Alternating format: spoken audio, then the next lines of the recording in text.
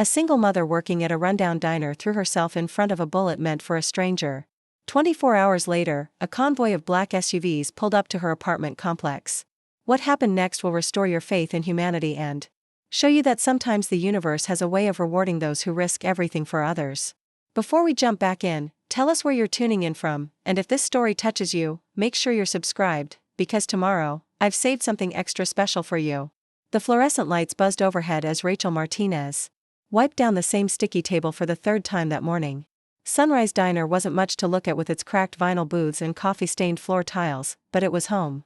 More importantly, it was survival. Every tip, every smile, every "How can I help you today?" was another step closer to keeping the lights on in her small apartment where her 8-year-old son waited for her to come home each night. Rachel had been pulling double shifts for months now, her sneakers worn thin from countless hours on her feet. The Portland rain drummed against the diner's windows as the lunch rush began to pick up. Truckers, construction workers, and office employees on their break filled the familiar space with conversation and the clink of silverware against ceramic plates. She moved between tables with practiced efficiency, balancing plates on her arms and remembering orders without writing them down. This was her domain, and despite everything, she took pride in doing her job well. The bell above the entrance chimed as a well-dressed man in his 50s entered, shaking raindrops from his expensive coat. Thomas Bennett looked completely out of place among the diner's usual clientele. His tailored suit and polished leather shoes stood in stark contrast to the working-class atmosphere of Sunrise Diner. Rachel noticed him immediately, not because of his obvious wealth, but because of the way his eyes nervously scanned the room as if he were expecting trouble. Thomas chose a corner booth near the back, sliding in with his back to the wall. Rachel approached with her usual warm smile, pulling out her order pad even though she rarely needed it. The man seemed distracted, his fingers drumming anxiously on the table as he glanced repeatedly toward the front door. When Rachel asked what she could get him, he ordered coffee and asked her to keep it coming. There was something in his voice, a tension that made her instinctively want to help ease whatever burden he was carrying. As Rachel poured his third cup of coffee, she noticed Thomas kept checking his phone and looking at his watch. Other customers came and went, but he remained in his corner booth, barely touching the sandwich he had eventually ordered. Rachel found herself checking on him more frequently than necessary, refilling his cup and asking if everything was all right. There was a kindness in her approach that seemed to calm him slightly, and Thomas began to relax just enough to make small talk about the weather and how long the diner had been in business. The lunch crowd was beginning to thin when everything changed in an instant. The front door burst open with such force that the bell above it nearly tore from its mounting. A man in a dark hoodie stormed in, his hand reaching inside his jacket. Rachel was clearing a table near the entrance when she saw him, and something in his movement made her blood run cold. His eyes were wild, filled with a rage that seemed to consume everything around him. She had seen that look before in her neighborhood, and she knew immediately that this was not a customer looking for a meal. Time slowed as the hooded man pulled out a gun, his arm extending toward the back of the diner where Thomas sat frozen in his booth. The few remaining customers screamed and dove for cover as the gunman took aim. Rachel's training kicked in, not from any formal instruction, but from the protective instincts of a mother who had spent years keeping her son safe in a dangerous world. Without thinking, without calculating the cost, she threw herself between the gunman and Thomas just as the trigger was pulled. The bullet caught Rachel in the shoulder, spinning her around and sending her crashing into the booth beside Thomas. Pain exploded through her body as she hit the floor, her vision blurring as shock began to set in. The gunman stood frozen for a moment, apparently not expecting his target to be protected by a complete stranger. In that moment of hesitation, Thomas recovered from his shock and tackled the attacker, wrestling the gun away with the help of 2 other customers who had found the courage to act. Police sirens wailed in the distance as Rachel lay on the diner floor, her white uniform soaked with blood. Thomas knelt beside her, pressing napkins against her wound while speaking urgently into his phone, demanding the fastest ambulance in the city. Through the haze of pain and adrenaline, Rachel looked up at the stranger she had just saved and whispered that she hoped he was okay. Even in her moment of crisis, her first concern was for someone else's well-being. The paramedics arrived within minutes, loading Rachel onto a stretcher as Thomas rode alongside her to the hospital. He held her hand during the ambulance ride, promising her that everything would be all right and that he would make sure she received the best possible care. Rachel drifted in and out of consciousness, but she remembered the sincerity in his voice and the way he stayed with her even though he was essentially a stranger. At the hospital, Rachel underwent surgery to remove the bullet and repair the damage to her shoulder. The doctors assured her that she would make a full recovery, but she would need several weeks of rest and physical therapy. As she lay in the recovery room, groggy from anesthesia, Rachel's first thoughts were not about her injury or the dramatic events at the diner. Instead, she worried about her son who was staying with her neighbor, about the shifts she would miss at the diner, and about how she would pay for the medical bills that were already accumulating. Thomas had waited throughout her surgery, pacing the hospital corridors and making phone calls to ensure that Rachel received every possible consideration. When the doctors finally allowed him to see her, he found her awake and alert despite everything she had been through. She tried to sit up when he entered, but he gently insisted that she rest. Thomas introduced himself properly for the first time, explaining that he owned several businesses in the city and that he felt an enormous debt of gratitude for what she had done. Rachel learned that Thomas had been meeting with investors at a nearby office building when he received threatening messages on his phone. The gunman was apparently a disgruntled former employee who blamed Thomas for his financial troubles and had been stalking him for weeks. Thomas had ducked into the diner to call security and wait for the situation to be resolved, never imagining that danger would follow him there or that an innocent person would pay the price for his problems. As they talked, Rachel discovered that Thomas was nothing like the wealthy businessman she had imagined. He spoke with genuine warmth about his own struggles growing up in poverty and how he had built his success through hard work and the kindness of strangers who had helped him along the way. He had never forgotten those early lessons about the importance of community and looking out for one another, values that had clearly guided Rachel's split-second decision to protect him. Before leaving the hospital that evening, Thomas pressed his business card into Rachel's hand and promised that her medical bills would be completely covered. He also assured her that her job at the diner would be waiting when she was ready to return, as he intended to speak with her manager about providing paid leave during her recovery. Rachel protested that such generosity was unnecessary, but Thomas insisted that it was the least he could do for someone who had literally taken a bullet for him. Kevin Walsh, the diner manager, arrived at the hospital later that evening with flowers and an update on the situation. The gunman had been arrested and charged with attempted murder, and the diner would be closed for a few days while police completed their investigation. Kevin assured Rachel that her job was secure and that the other employees were all asking about her condition.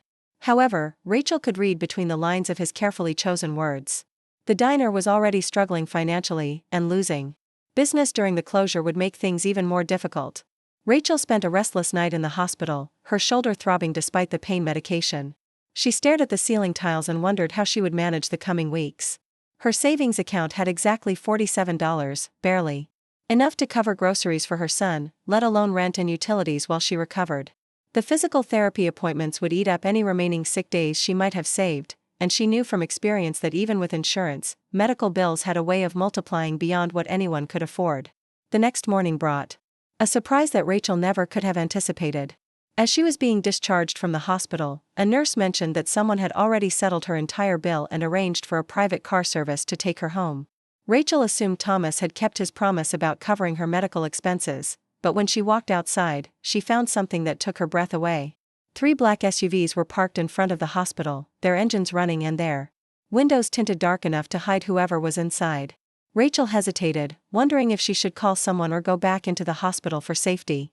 Then the door of the middle vehicle opened, and Thomas stepped out, followed by a man in a crisp suit who appeared to be his assistant.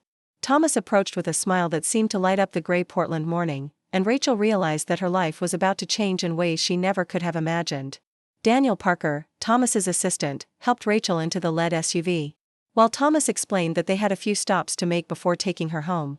The interior of the vehicle was unlike anything Rachel had ever experienced, with leather seats softer than her own bed and technology that seemed to belong in a spaceship rather than a car. As they drove through the city, Thomas talked about his businesses and his philosophy of giving back to the community that had supported him throughout his career. Their first stop was a high-end medical facility where Thomas had arranged for Rachel to meet with a specialist who would oversee her physical therapy and ensure that she recovered completely from her injury. The doctor examined her shoulder and prescribed a treatment plan that would have cost thousands of dollars at any other facility, but Thomas had already made arrangements for all expenses to be covered. Rachel felt overwhelmed by such generosity from someone she barely knew, but Thomas dismissed her thanks with a wave of his hand. The second stop was a surprise that left Rachel speechless. They pulled up in front of a small apartment building in a much nicer neighborhood than where Rachel currently lived. Thomas explained that the building was owned by one of his companies and that a furnished 2-bedroom apartment was available for her and her son at no cost while she recovered. The unit was on the ground floor to accommodate her injury, and it came with access to a community garden where her son could play safely. Rachel toured the apartment in a daze, taking in the modern appliances, the fresh paint, and the abundance of natural light streaming through large windows. There was a bedroom for her son decorated with educational posters and children's books, and a kitchen stocked with enough groceries to last for weeks. Thomas watched her reaction carefully, seeming to take genuine pleasure in her amazement and gratitude. When Rachel asked why he was doing so much for her, he simply replied that extraordinary kindness deserved an extraordinary response. As they drove to her current apartment to collect her belongings and pick up her son, Thomas shared more details about his background and his businesses. He had started with a single restaurant 20 years ago and had built it into a chain of successful establishments throughout the Pacific Northwest. More recently, he had expanded into culinary education, opening schools that trained disadvantaged youth for careers in the food service industry. His success had not made him forget his roots, and he actively looked for ways to help others who reminded him of his younger self. Rachel's son, Marcus, was waiting anxiously with their neighbor when the convoy of SUVs pulled up to their modest apartment complex. The 8-year-old's eyes grew wide as he saw his mother step out of the luxury vehicle, her arm in a sling but otherwise looking healthy and strong. Rachel had called ahead to explain that she had been hurt at work but was fine, though she had left out most of the dramatic details to avoid frightening him. Now, as she introduced Marcus to Thomas and explained that they would be staying in a new place while she recovered, the boy's excitement was infectious. Packing their belongings took less than an hour, as Rachel and Marcus owned very little beyond clothes, books, and a few treasured photographs. Thomas and Daniel helped carry boxes while Marcus peppered them with questions about the cars and where they were going to live. Preparing and narrating this story took us a lot of time, so if you are enjoying it, subscribe to our channel, it means a lot to us. Now back to the story. Rachel felt a strange mix of emotions as she looked around their old apartment one last time. It had been cramped and sometimes cold, but it had been theirs, and leaving felt like stepping into an uncertain future despite all of Thomas's reassurances. The new apartment felt like a palace to Marcus, who ran from room to room exploring every corner and exclaiming over details that adults might take for granted. He was particularly thrilled with his own bedroom and the fact that he could see a playground from his window. Rachel felt tears welling up as she watched her son's joy, remembering all the times she had wished she could provide him with a better home and more opportunities. Thomas observed the scene with obvious satisfaction, and Rachel began to understand that his generosity was motivated by something deeper than simple gratitude. That evening, after Thomas and Daniel had left and Rachel was alone with Marcus in their new home, she sat on the couch trying to process everything that had happened in the past 24 hours. Yesterday morning, she had been a struggling single mother working double shifts just to make ends meet. Tonight, she was recovering from a gunshot wound in a beautiful apartment, with all her expenses covered by a man who was essentially a stranger. It felt surreal, like a dream that might disappear if she examined it too closely. Marcus fell asleep easily in his new bed, exhausted by the excitement of the day and the comfort of knowing his mother was safe. Rachel tucked him in and kissed his forehead, then returned to the living room to call her neighbor and update her sister on everything that had happened. Both women were amazed by the turn of events and insisted that Rachel must have a guardian angel watching over her. Rachel wasn't sure about angels, but she was beginning to believe that sometimes good things really did happen to people who tried to do the right thing. As she prepared for bed in her own new room, Rachel found herself thinking about the moment when she had seen the gunman draw his weapon. She hadn't hesitated or calculated the risks, she had simply acted on instinct to protect another human being. The decision had cost her physically and could have cost her life, but it had also led to changes she never could have imagined. She wondered what Thomas was thinking tonight and whether he truly understood how much his kindness meant to someone who had spent years struggling just to survive. Sleep came fitfully, interrupted by dreams of gunshots and hospital corridors mixed with images of luxury cars and beautiful apartments. Rachel's shoulder ached despite the medication, but her heart felt lighter than it had in months. Tomorrow would bring new challenges as she adjusted to her temporary new life and began the process of healing both physically and emotionally. But tonight, for the first time in years, she fell asleep without worrying about how she would pay next month's rent or whether there would be enough food in the refrigerator for breakfast. The morning sun streamed through the apartment's large windows, waking Rachel gently instead of the harsh buzz of her old alarm clock. For a moment, she forgot where she was and reached for her phone to check the time, expecting to see that she was late for her shift at the diner. Then the events of the previous day came flooding back, and she realized that her life had taken a turn that still seemed too good to be true. Marcus was already awake, sitting at the kitchen table with a bowl of cereal and a huge smile on his face. 3 days passed in a blur of comfort that Rachel had never experienced before. The apartment Felt like a sanctuary where she could focus entirely on healing without the constant stress of financial worry. Marcus had already made friends with children in the building's courtyard, and his laughter echoed through their new home as he played with toys that Thomas had somehow arranged to appear while they were settling in. Rachel spent her mornings attending physical therapy appointments in the medical facility's state-of-the-art rehabilitation center, where skilled therapists worked to restore full mobility to her injured shoulder. The physical therapy sessions were unlike anything Rachel had experienced in the public health system. The facility was equipped with the latest technology, and her therapist, Dr. Jennifer Walsh, took time to explain every exercise and movement in detail. Rachel learned that Thomas had specifically requested that she receive the same level of care typically reserved for professional athletes and executives. The personalized attention and advanced treatment methods were accelerating her recovery far beyond what she had expected, and Dr. Walsh predicted that she would regain full strength within 6 weeks rather than the months typically required for such injuries. Between therapy sessions and caring for Marcus, Rachel found herself with an unusual luxury that she had almost forgotten existed: time. For years, every moment of her day had been scheduled around work shifts, household chores, and her son's needs. Now, with all her immediate concerns addressed, she had space to think about her life in ways that went beyond simple survival. She spent hours walking through their new neighborhood, observing the community garden where residents grew vegetables and flowers together, and watching families who seemed to move through their days without the constant tension that had defined her existence for so long. During one of these walks, Rachel encountered something that would test her character in ways she never anticipated. She was returning from a grocery run, still moving carefully to protect her healing shoulder, when she noticed a commotion near the bus stop at the corner of their block.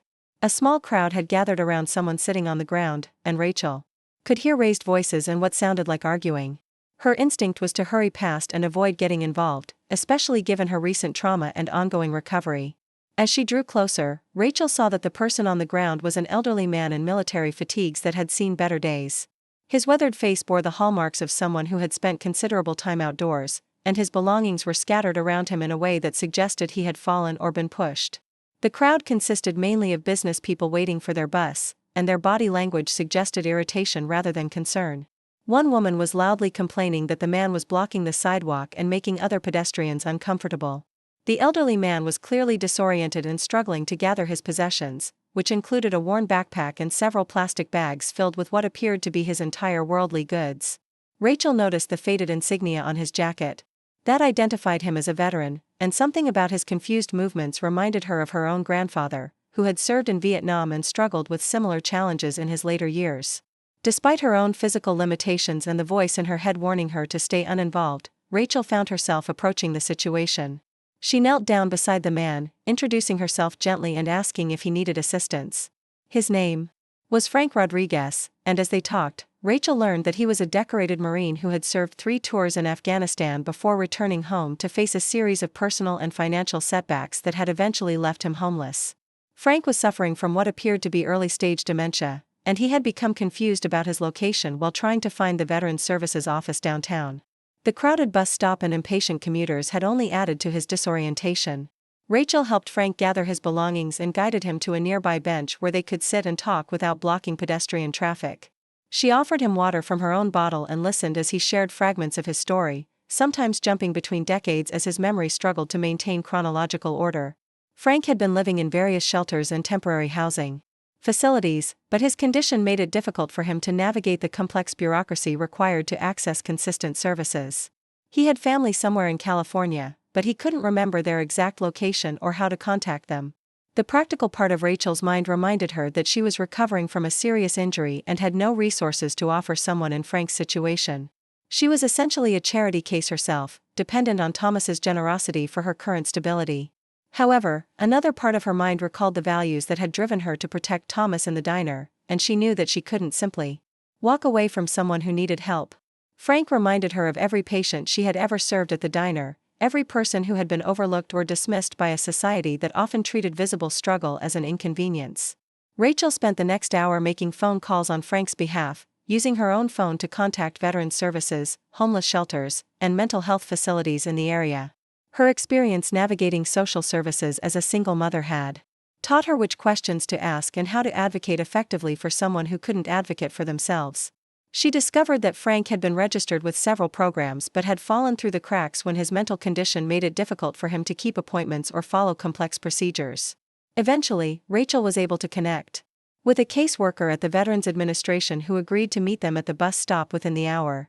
While they waited, Frank's condition seemed to improve as he relaxed in Rachel's patient presence. He told her stories about his military service and his pride in serving his country, and she could see glimpses of the strong, capable man he had been before circumstances and illness had derailed his life. Frank also mentioned that he had been a cook in the Marines and had once dreamed of opening his own restaurant after his military service ended. When the VA caseworker arrived, Rachel provided a detailed account of Frank's situation and advocated for him to receive immediate placement in a facility equipped to handle his medical needs. The caseworker, Maria Santos, was impressed by Rachel's thorough preparation and her obvious genuine concern for Frank's welfare.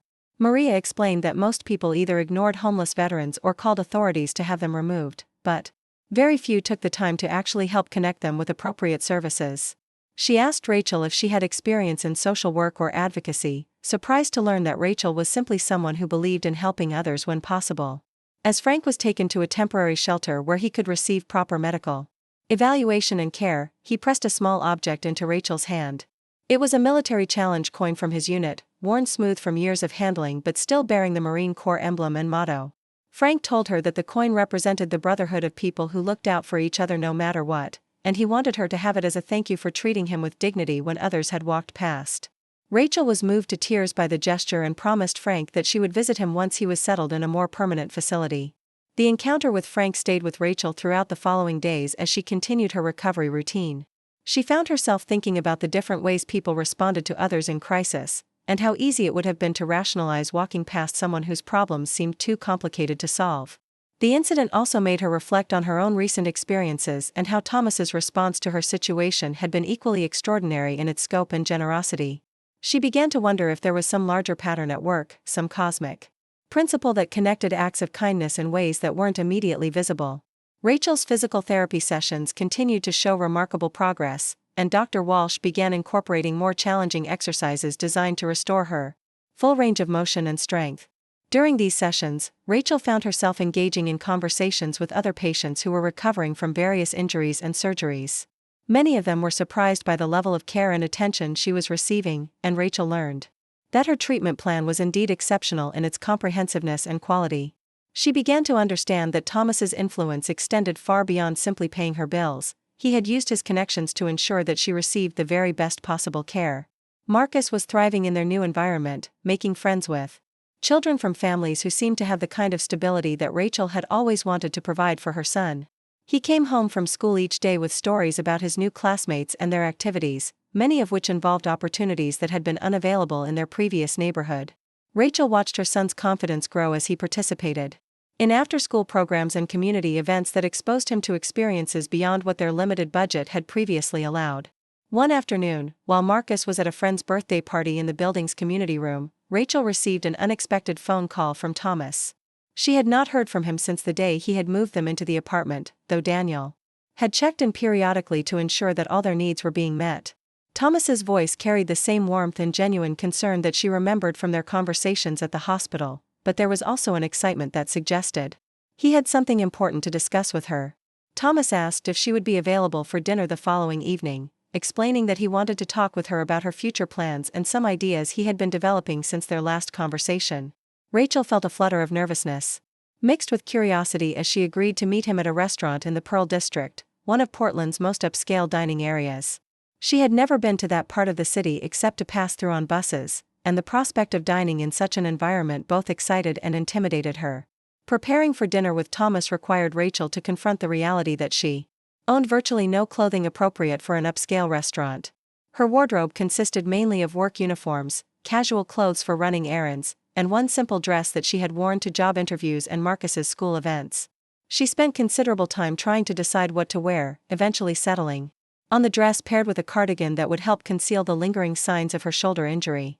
The effort reminded her of how different her world had become in just a few short days. The restaurant that Thomas had chosen was unlike any place Rachel had ever entered.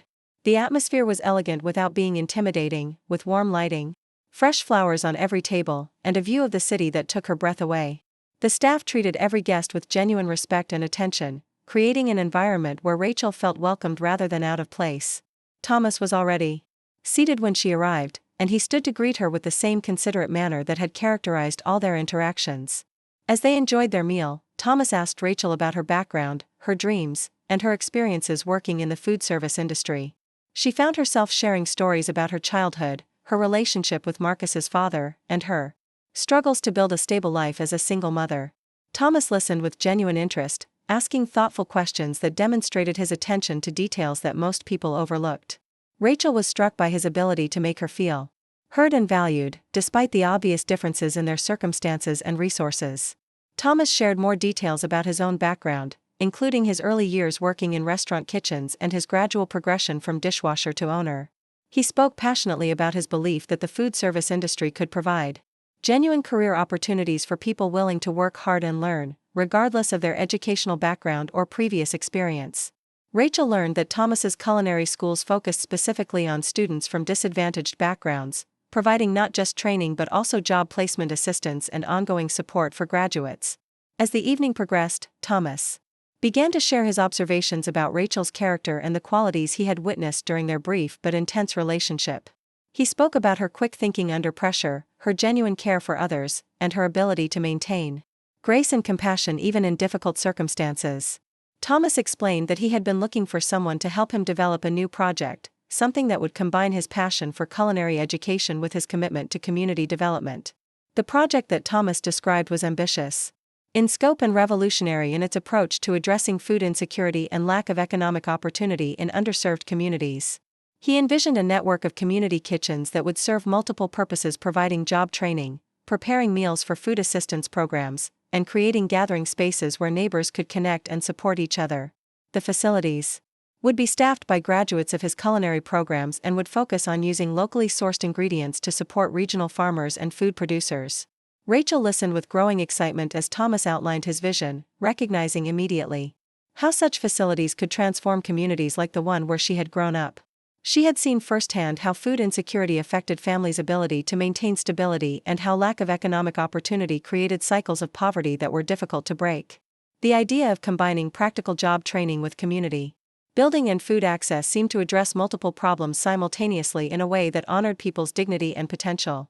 Thomas explained that he needed someone to help develop and manage this initiative, someone who understood both the challenges faced by working families and the practical realities of operating in the food service industry. He was looking for a person who could connect with community members, build relationships with local organizations, and ensure that the programs truly served the people they were designed to help.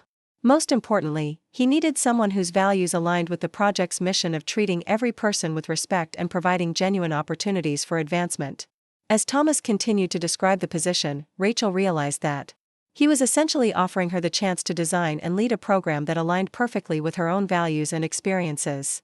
The role would involve significant responsibility and would require her to learn new skills, but it would also provide the kind of meaningful work that she had never imagined could be available to someone with her background. Thomas emphasized that he was not offering her charity but rather a partnership based on her demonstrated character and potential. The conversation continued late into the evening as Rachel asked questions about the project's timeline, funding, and operational details.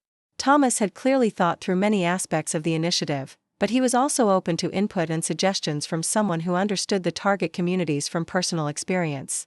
Rachel found herself contributing ideas about program design, community outreach, and ways to ensure that participants would feel empowered rather than patronized by the services offered.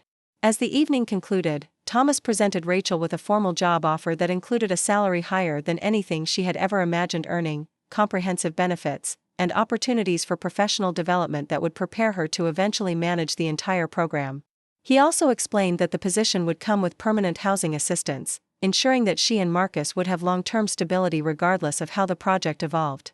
Thomas gave her time to consider the offer, suggesting that they meet again in a few days to discuss any questions or concerns she might have. Rachel left the restaurant feeling overwhelmed by the magnitude of what had just been proposed. The opportunity that Thomas was offering would not only transform her own life but would also allow her to help transform the lives of countless others in circumstances similar to her own. She thought about Frank Rodriguez and the other people she had encountered who were struggling with systems that seemed designed to exclude rather than include them. The chance to help build something different, something better, felt like a calling rather than simply a job opportunity. During the drive home, Rachel reflected on the series of events that had brought her to this moment. A week ago, she had been a struggling waitress whose primary concern was paying rent and keeping food on the table. Tonight, she was considering an offer to lead a program that could affect entire communities and provide opportunities for people who had been written off by much of society. The transformation seemed almost impossible to believe, yet it was happening in real time with consequences that would extend far beyond her own circumstances. Back in her apartment, Rachel found Marcus asleep in his new bedroom, surrounded by books and toys that represented a level of security and possibility that she had always wanted to provide for him. She sat in the living room, still wearing her dinner dress, and tried to process everything that Thomas had shared with her during their conversation. The magnitude of the opportunity was both thrilling and terrifying, representing a chance to step into a role that would challenge every assumption she had ever made about her own limitations and potential. Sleep came slowly that night as Rachel's mind raced through scenarios and possibilities, questions and concerns. She thought about the people she could help, the communities that could benefit, and the skills she would need to develop to succeed in such a role. She also thought about the risks involved in accepting such a significant responsibility and the possibility that she might not be capable of living up to Thomas's expectations. Most of all, she thought about the strange series of coincidences that had led her from taking a bullet for a stranger to being offered the chance to change her life and the lives of others in ways she had never imagined possible. The morning light filtered through the apartment windows as Rachel sat at her kitchen table, Thomas's business proposal spread out before her alongside a steaming cup of coffee. She had read through the documents dozens of times since their dinner, each review revealing new layers of complexity and possibility that both excited and intimidated her.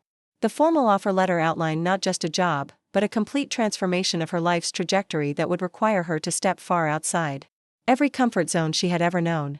Marcus bounded into the kitchen, his school backpack already strapped to his shoulders and his face bright with the enthusiasm that had become his trademark since their move to the new apartment.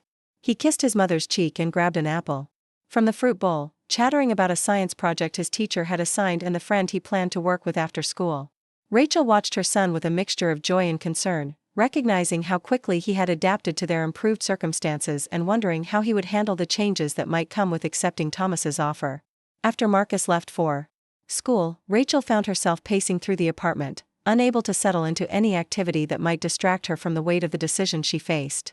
The opportunity that Thomas had presented was everything she had ever dreamed of. And more, but it also represented a leap of faith that terrified her in ways she was only beginning to understand.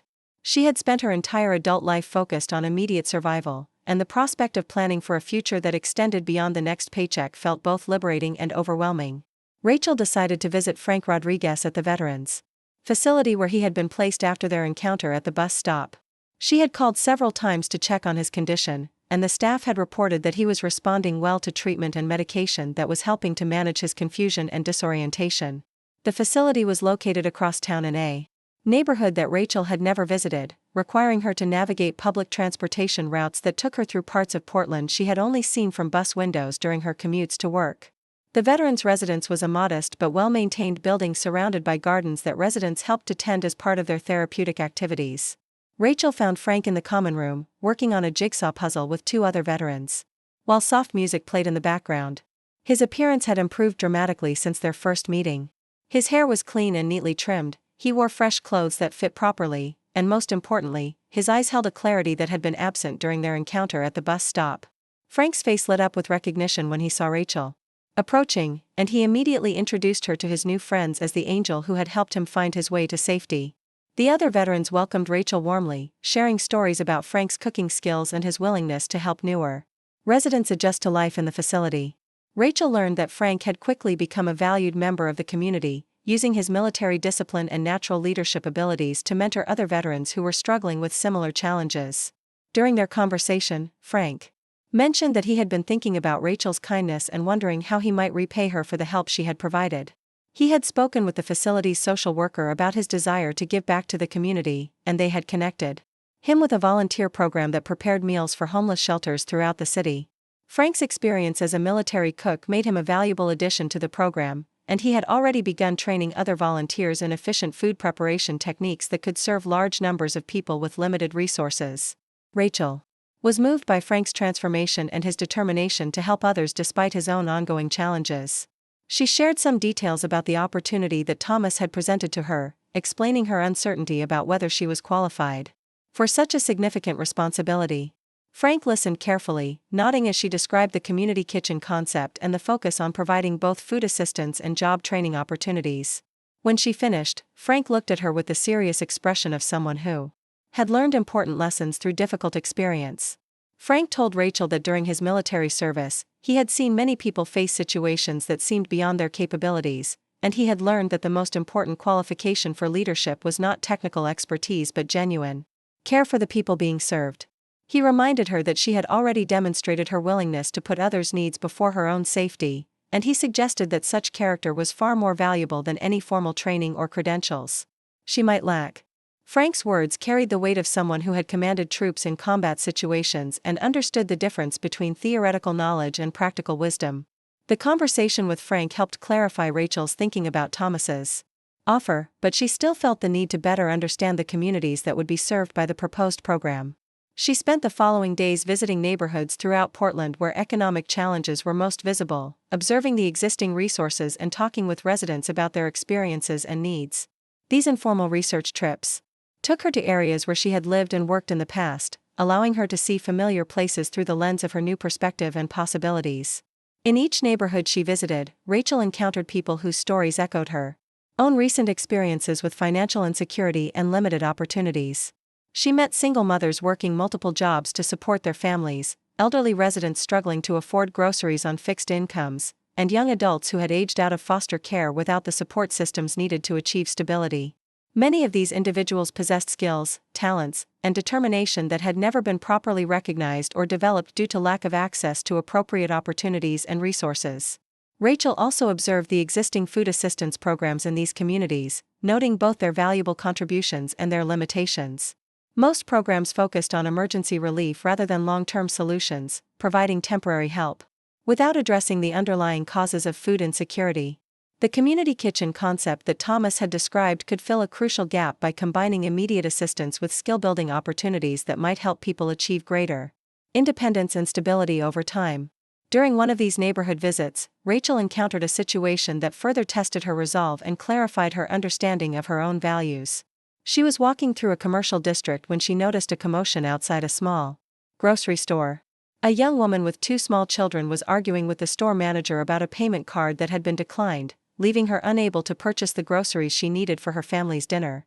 The manager was unsympathetic, suggesting that the woman should have checked her account balance before shopping and expressing impatience with the delay she was causing other customers. Rachel recognized the desperation in the young woman's voice and the embarrassment that came with having personal financial struggles exposed in a public setting. She remembered her own experiences with declined payment cards and the humiliation that accompanied such moments, particularly when children were present to witness their parents' inability to provide basic necessities.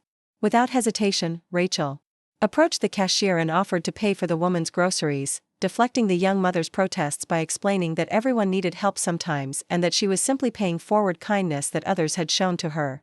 The grocery bill was modest by the standards of Rachel's new circumstances, but she could see that it represented a significant crisis for the family involved. As they walked to the parking lot together, the young woman, whose name was Carmen Valdez, shared details about her situation that were painfully familiar to Rachel.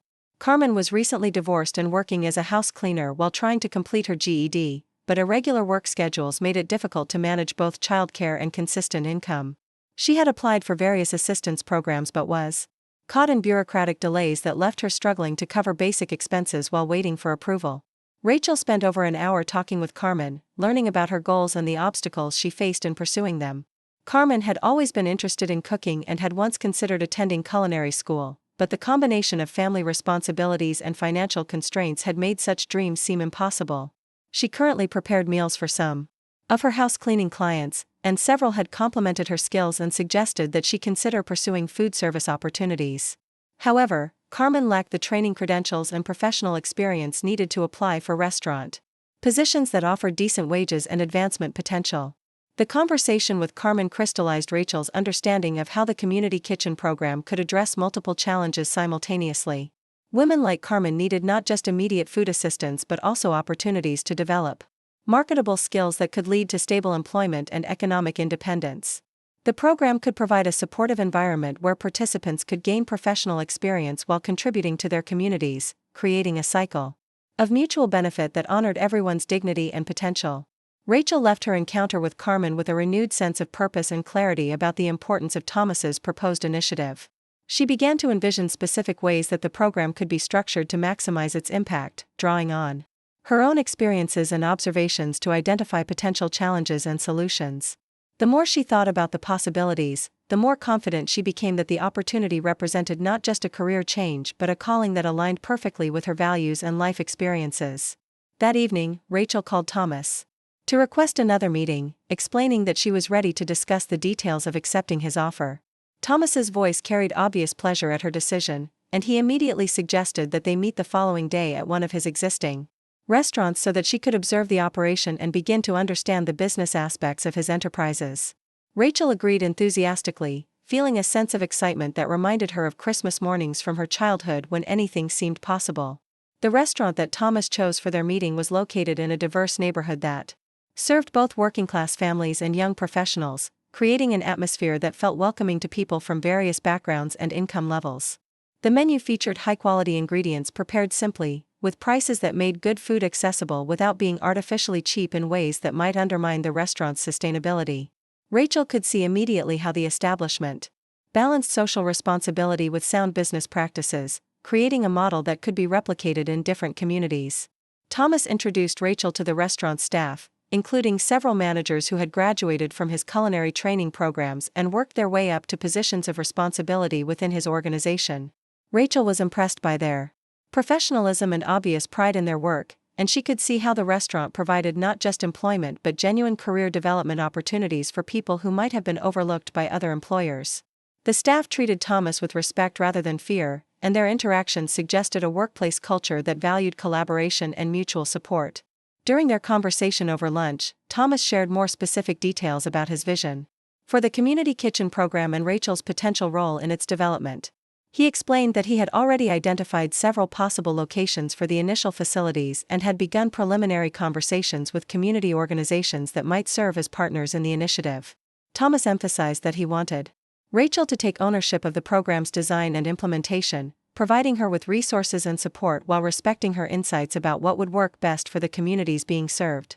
The compensation package that Thomas offered exceeded Rachel's most optimistic expectations, including not just a substantial salary but also comprehensive benefits, professional development opportunities, and performance bonuses tied to the program's success in achieving its community impact goals. More importantly, the position came with genuine autonomy and the authority to make decisions about program design, staffing, and operations. Thomas made it clear that he was hiring Rachel not as an employee but as a partner in creating something that could serve as a model for similar initiatives throughout the country. Rachel accepted Thomas's offer formally, feeling a sense of excitement and purpose that she had never experienced in any previous job or life situation. They spent the remainder of the afternoon discussing timelines, initial priorities, and the process for selecting locations and staff for the first community kitchen facilities. Thomas suggested that Rachel begin by visiting successful community programs in other cities to learn from their experiences and adapt their best practices to the Portland context. The conversation also covered practical matters such as Rachel's ongoing recovery from her injury, Marcus's schooling, and the timeline for transitioning from her current living situation to something more permanent. Thomas assured her that all these details could be managed in ways that prioritized her family's stability and well-being, emphasizing that the success of the program would depend on Rachel's ability to focus fully on its development without worrying about personal logistics. As they concluded their meeting, Thomas presented Rachel with a folder containing information about the program's initial funding, organizational structure, and legal framework. He explained that she would have access to a team of consultants and advisors who could provide expertise in areas where she might need additional support, but that all major decisions would remain under her control. The trust that Thomas was placing in her felt both empowering and slightly overwhelming, representing a level of professional responsibility that she had never imagined achieving. That evening, Rachel sat in her apartment with the program documents spread across her dining table, beginning to sketch out ideas for how the community kitchens might operate and what services they could provide. Marcus worked on his homework nearby, occasionally asking questions about what his mother was planning and expressing excitement about the possibility of visiting the facilities once they were operational. Rachel felt a deep sense of gratitude for the strange series of events that had brought her to this moment, recognizing that her split-second decision to protect Thomas had somehow opened doors to opportunities that would have remained forever closed under ordinary circumstances. The weight of the responsibility she was accepting was significant, but Rachel felt prepared for the challenge in ways that surprised her. Her years of struggling to make ends meet had taught her resourcefulness and determination, while her work in food service had given her practical knowledge about operations and customer service.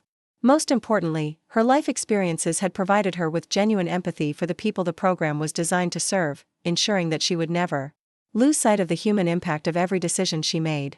As she prepared for bed that night, Rachel reflected on how dramatically her life had changed in just a few short weeks.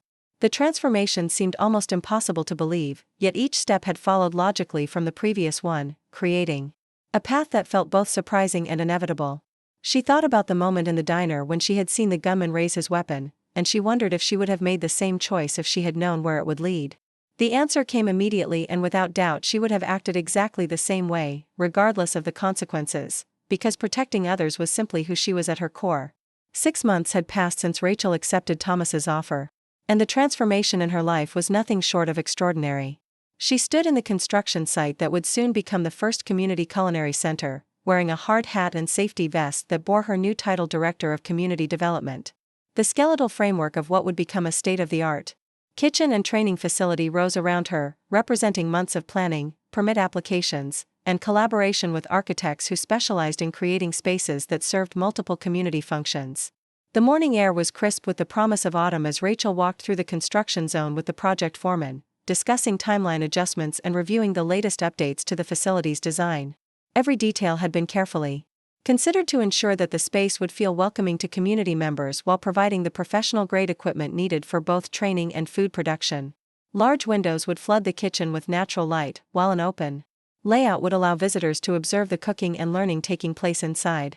Rachel's transformation extended far beyond her professional circumstances.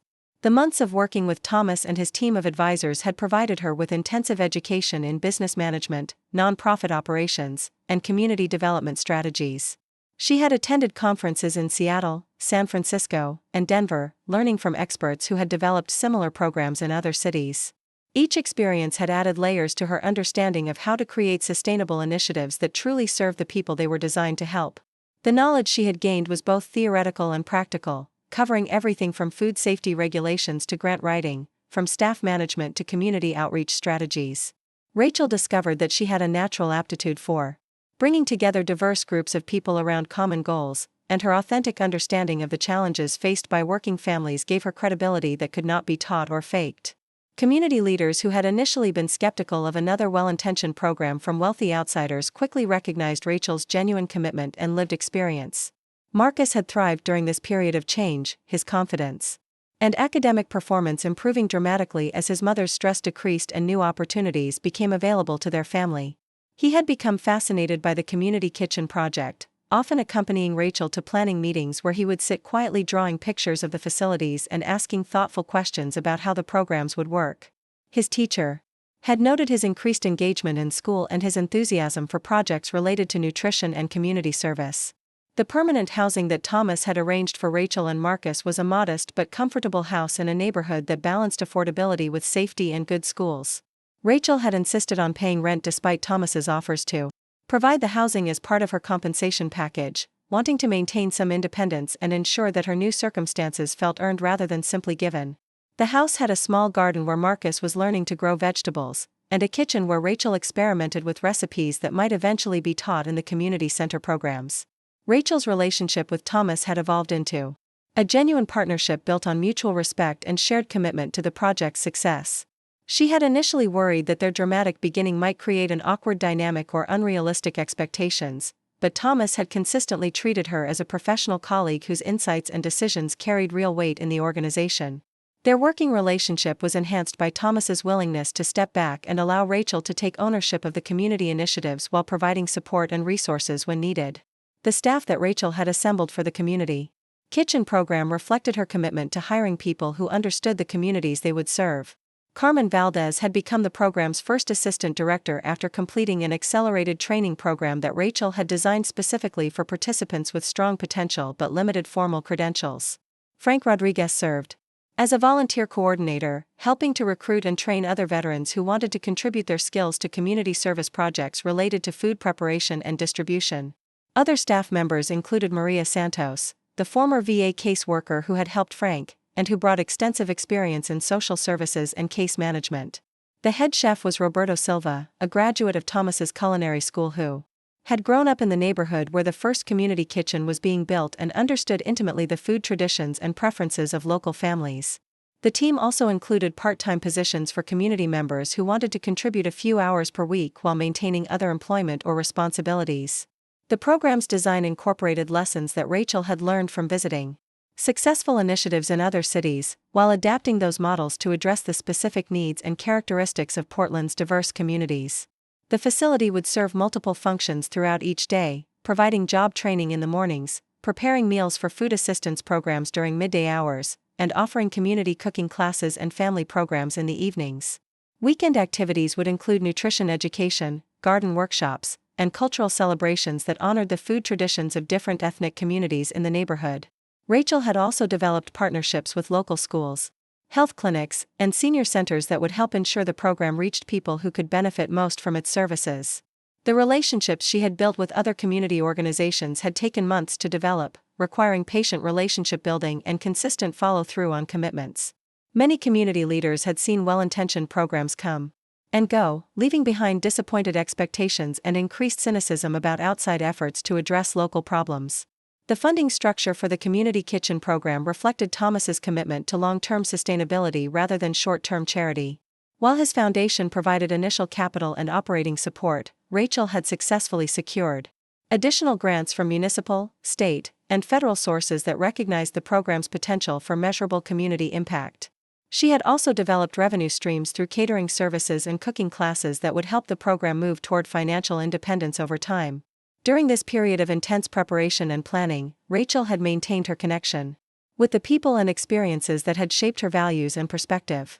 She continued to visit Frank Rodriguez regularly, often bringing Marcus along to help with activities at the Veterans Facility. These visits served as important reminders of the human impact that the community kitchen program could have, while also providing Frank with opportunities to contribute his knowledge and experience to the program's development. Rachel had also stayed in touch with her former colleagues from Sunrise Diner, many of whom were struggling with the same challenges that had once defined her own daily existence. Several had expressed interest in participating in the community kitchen programs once they became operational, seeing opportunities to develop new skills that might lead to better employment prospects. Kevin Walsh, her former manager at the diner, had become an unexpected ally in promoting the program among his network of food service workers who were looking for advancement opportunities. The physical construction of the community kitchen facility had proceeded smoothly despite the usual delays and complications associated with any building project. Rachel had learned to navigate the complex world of permits, inspections, and contractor management, skills that she never could have imagined needing but that proved essential for ensuring the project stayed on schedule and within budget. Her attention to detail and insistence on quality work had earned the respect of construction crews who appreciated working with someone who understood the importance of getting things right the first time. As the opening date for the first community kitchen approached, Rachel found herself experiencing a mixture of excitement and nervousness that reminded her of the feelings she had before Marcus was born. The months of planning and preparation were about to give way to the reality of serving real people with real needs, and the weight of that responsibility felt both thrilling and daunting. She had confidence in the program's design and her team's capabilities, but she also understood that success would ultimately be measured by the impact they could have on individual lives and families. The marketing and outreach efforts for the community kitchen had been carefully designed to reach people who might benefit from the programs while avoiding the stigma often associated with social services. Rachel had worked with local artists and community members to develop promotional materials that emphasized opportunity and empowerment rather than charity and dependency. The messaging focused on skill building, community connection, and mutual support, reflecting Rachel's belief that everyone had something valuable to contribute regardless of their current circumstances. Registration for the initial programs had exceeded expectations, with waiting lists developing for several of the most popular offerings. The job training program had attracted applications from people with diverse backgrounds and experience levels, from recent high school graduates looking for career direction to mid-career workers seeking new opportunities in a growing industry. The community cooking classes had drawn interest from families wanting to learn how to prepare healthy meals on limited budgets, as well as individuals from different cultural backgrounds who wanted to share their food traditions with neighbors. Rachel had also developed relationships with local employers who had committed to considering program graduates for available positions. Several restaurant owners had agreed to provide internship opportunities and apprenticeships that would give trainees real-world experience while earning wages that could help support their families during the training period. These partnerships were crucial for ensuring that program participants could see clear pathways from training to sustainable employment with opportunities for advancement. The week before the community kitchen's official opening, Rachel organized a series of soft opening events that allowed staff to practice their procedures while providing previews of the programs to community members and stakeholders. The feedback from these trial runs was overwhelmingly positive, with participants praising both the quality of the facilities and the warmth and professionalism of the staff. Several participants mentioned that the atmosphere felt different from other programs they had experienced, more like joining a community than receiving services. Thomas attended each of the soft opening events, observing the interactions between staff and participants while staying in the background to avoid making anyone feel that they were being evaluated or judged. Rachel could see his satisfaction with how the program was developing, but she also recognized that the true test would come once regular operations began and the facility was serving dozens of people every day. The complexity of managing multiple programs simultaneously while maintaining quality and building genuine relationships with participants would require all the skills and experience her team had developed. During one of their final planning meetings before the official opening, Thomas shared with Rachel some reflections on how the community kitchen project had evolved from their initial conversations. He noted that her vision for the program had expanded and deepened his own understanding of what was possible when community development efforts were led by people who truly understood the communities being served. Thomas expressed particular admiration for Rachel's insistence on hiring staff from the local community and her commitment to ensuring that program participants had real voice in shaping the services provided. Rachel had also begun planning for the expansion of the community kitchen model to additional neighborhoods throughout Portland, with preliminary discussions underway about sites in areas with different demographic characteristics and community needs. The success of the first facility would be crucial for demonstrating the program's effectiveness and building support for broader implementation. Rachel felt confident that the foundation they had established was strong enough to support growth, but she also knew that each new location would require careful adaptation to local conditions and preferences. The partnerships that Rachel had developed with local farmers and food producers had created supply chains that supported the community kitchen's commitment to fresh, locally sourced ingredients while also providing economic benefits to regional agricultural businesses. These relationships had required extensive negotiation and relationship building, as many small farmers had limited experience working with institutional buyers and needed assurance that orders would be consistent and payments reliable. As the opening date arrived, Rachel found herself thinking about the journey that had brought her to this moment. The bulletproof vest incident at Sunrise Diner felt like it had happened in another lifetime, yet she could still remember the split-second decision that had changed everything. The path from that moment to standing in a state-of-the-art community kitchen facility had been neither straight nor predictable, but each step had built upon the previous one in ways that now seemed almost inevitable. The night before the official opening, Rachel walked through the completed facility one final time, checking equipment, reviewing procedures, and imagining the activities that would soon fill every corner of the space. The kitchen gleamed under the bright lights, with professional-grade equipment arranged for maximum efficiency and safety. The classroom spaces were set up for the first nutrition education sessions, and the community room was ready to host the celebration dinner that would mark the facility's official launch. Marcus accompanied her on this final inspection, his excitement palpable as he explored the spaces where his mother would be working to help other families achieve the kind of stability and opportunity that had transformed their own lives. He had become one of the program's most enthusiastic supporters, often explaining to his friends and teachers how the community kitchen would help people learn to cook while also learning skills that could lead to good jobs. His pride in his mother's work was evident in everything he said and did. Standing in the community kitchen that represented months of planning, collaboration, and hard work, Rachel felt a deep sense of accomplishment that went far beyond professional success. The facility was more than a building or a program, it was a tangible expression of her belief that everyone deserved opportunities to build better lives for themselves and their families. Tomorrow, the real work would begin as they welcomed their first participants and started the daily process of turning vision into reality through countless individual interactions and shared experiences. The morning sun cast golden rays through the expansive windows of the Community Culinary Center as Rachel stood behind the reception desk, greeting the first participants who would walk through their doors. The polished steel surfaces of the Professional kitchen gleamed in the background, while the aroma of fresh coffee and baking bread filled the air.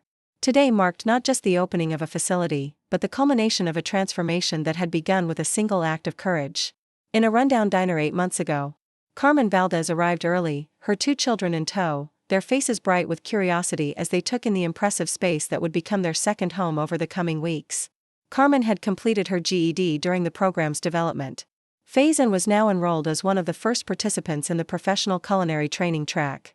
Her children would attend the facility's after-school program, where they could complete homework while their mother learned skills that would change their family's economic prospects forever.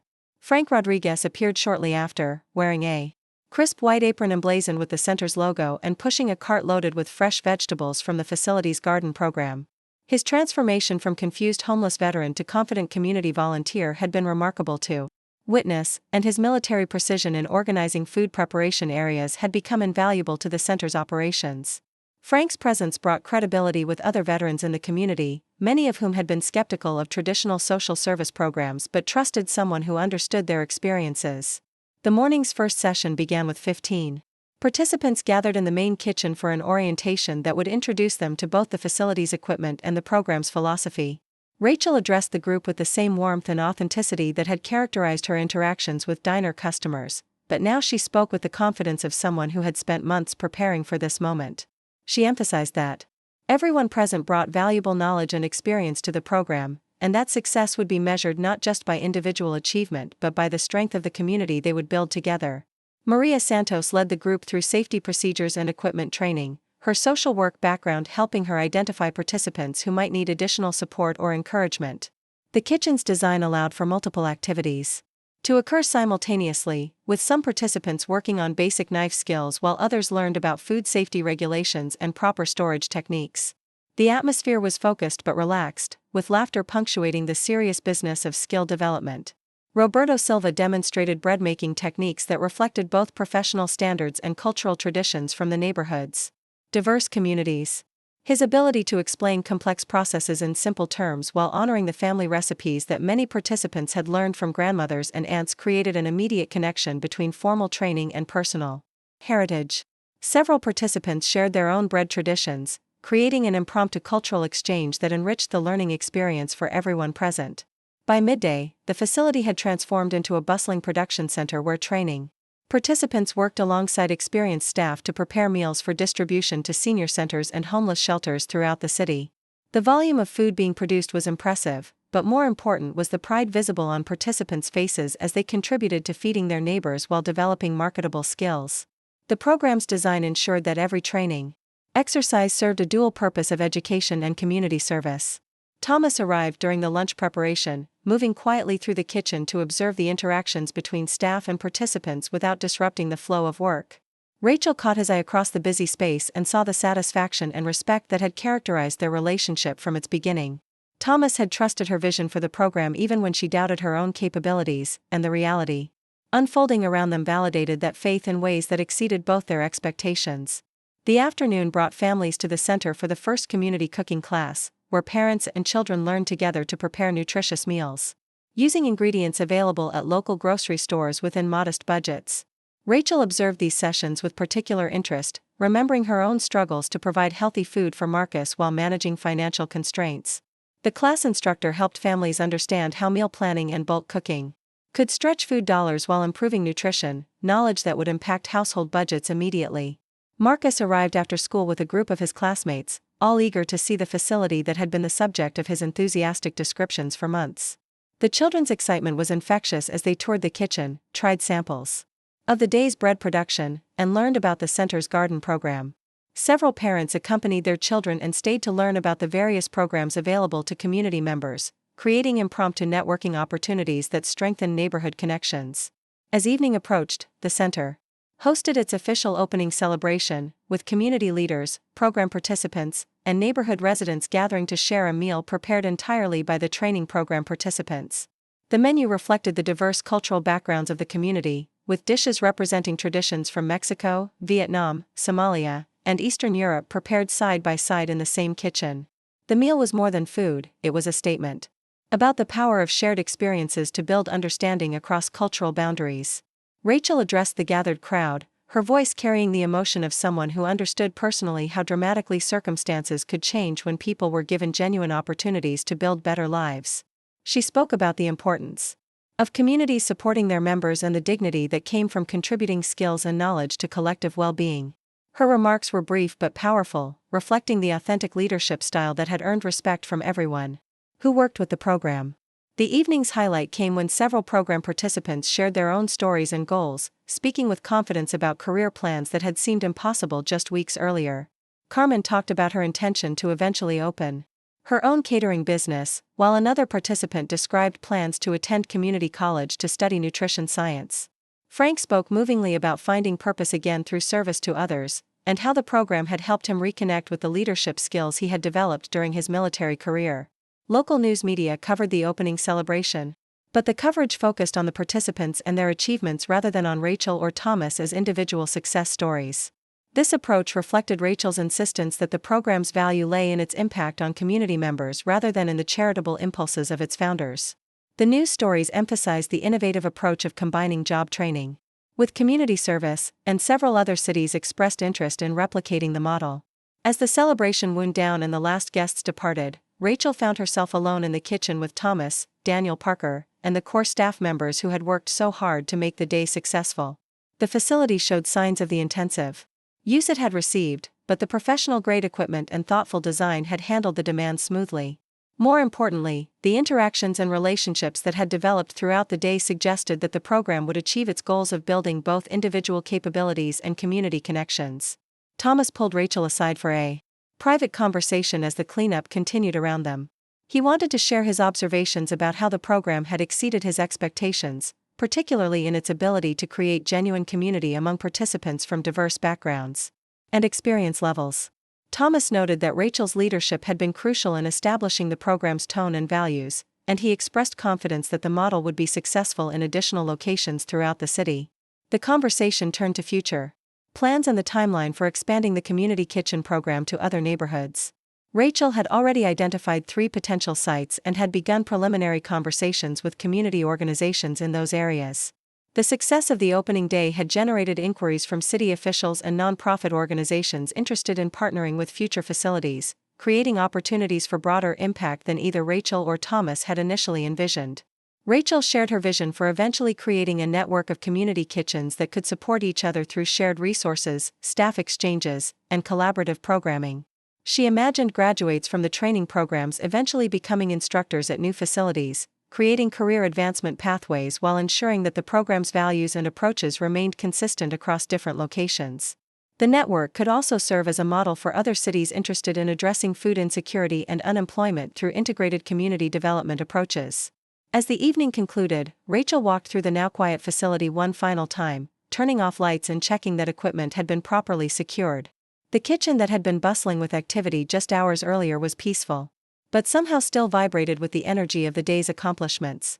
Tomorrow would bring new participants, new challenges, and new opportunities to demonstrate that investing in people's potential could create transformations that extended far beyond individual circumstances. Rachel paused at the window overlooking the neighborhood where she had once struggled to make ends meet while working at Sunrise Diner. The view included several apartment buildings where families similar to her former situation lived paycheck to paycheck, wondering if circumstances would ever improve. The community kitchen represented hope for those families, but more than that, it represented proof that ordinary people could create extraordinary change when they had access to resources and opportunities. The drive home took Rachel past the site where Sunrise Diner had once stood, now replaced by a chain restaurant that bore no resemblance to the humble establishment where her life had changed forever. She thought about the moment when she had thrown herself between Thomas and the gunman, acting purely on instinct without any thought of consequences or rewards. That split-second decision had set in motion a series of events that had transformed not just her own life but had created opportunities for countless others to build better futures for themselves and their families. Marcus was waiting at home with homework spread across the kitchen table, eager to hear about every detail of the opening day. As Rachel recounted the day's events, she could see her son's pride in her accomplishments and his excitement about the impact the program would have on their community. Marcus had become one of the center's most enthusiastic advocates among his school friends, several of whom had expressed interest in participating in youth programs that Rachel was developing for the following year. That night, as Rachel prepared for bed in the comfortable home that had replaced their cramped apartment, she reflected on the journey that had brought her to this point. The transformation had been dramatic and sometimes overwhelming, but each step had felt natural and authentic to her core values of helping others and building community. The scared waitress who had once worried about making rent had evolved into a confident leader who was creating opportunities for others to achieve their own transformations. Rachel's phone buzzed with messages from program participants sharing their excitement about returning to the center the following day, from community members expressing gratitude for the new resource in their neighborhood, and from colleagues in other cities asking for advice about starting similar programs. The response confirmed that the community kitchen model addressed real needs in ways that honored people's dignity while providing practical support for achieving economic stability.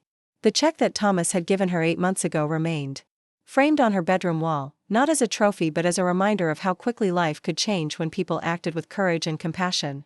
The money had been important for providing immediate stability, but the opportunity to create meaningful change in her community had proven far more valuable than any financial reward.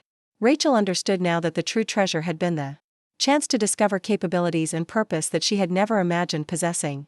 Sleep came easily that night, filled with dreams of expanded programs, new facilities, and the faces of people whose lives would be changed by access to opportunities and community support.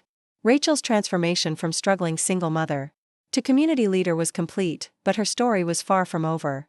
Tomorrow would bring new challenges and new possibilities, but she faced them with confidence born from experience and surrounded by a community that shared her commitment to ensuring that everyone had the chance to build a better life. The Community Culinary Center would open its doors again the next morning, and the morning after that, and for years to come. Each day would bring new participants, new connections, and new evidence that investing in people's potential could create ripple effects that extended far beyond what anyone could predict. Rachel's bullet wound had healed completely, but the courage that had driven her to act in that moment of crisis continued to shape every decision she made and every program she developed. Sometimes the smallest acts of bravery lead to the most extraordinary transformations, proving that heroes are not born from special circumstances but emerge when ordinary people choose to put others' welfare before their own safety. Rachel Martinez had learned that taking a bullet for a stranger was just the beginning of a journey that would ultimately allow her to help countless others dodge the bullets of poverty, hopelessness, and limited opportunity that threaten to derail their dreams. Up next, you've got 2 more standout stories right on your screen. If this one hit the mark, you won't want to pass these up. Just click and check them out.